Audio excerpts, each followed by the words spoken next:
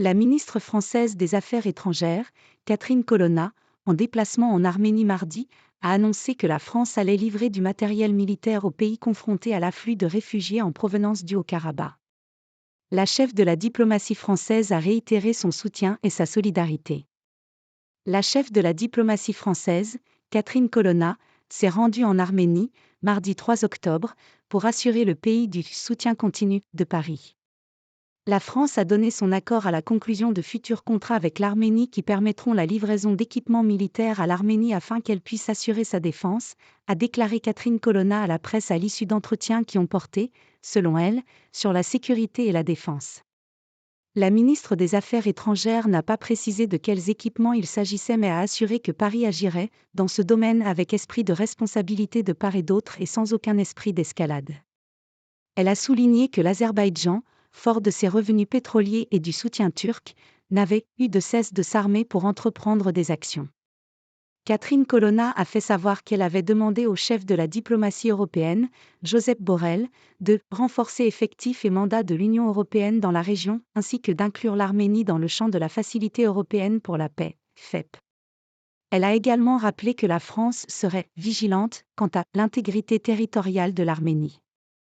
Lors de la conférence de presse conjointe avec son homologue arménien Arara Mirzoyan, elle a enfin annoncé le transfert vers des hôpitaux français de 4 des personnes blessées durant l'explosion meurtrière d'un dépôt de carburant fin septembre, alors que les résidents du Haut-Karabakh fuyaient en masse l'enclave. Le président français Emmanuel Macron et Catherine Colonna ont exprimé à plusieurs reprises ces derniers jours leur inquiétude sur une possible offensive militaire de l'Azerbaïdjan contre l'Arménie, qui se sont déjà affrontés au cours de 2 guerres.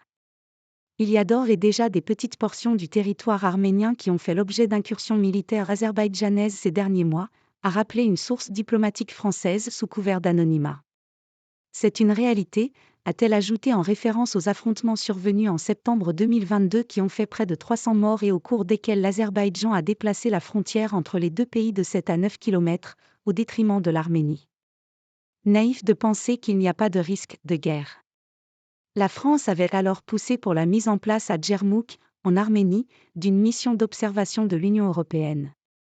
Il serait extrêmement naïf de penser qu'il n'y a pas de risque de violation de l'intégrité territoriale de l'Arménie, a poursuivi la source diplomatique. Je ne dis pas que cela va arriver, a-t-elle ajouté.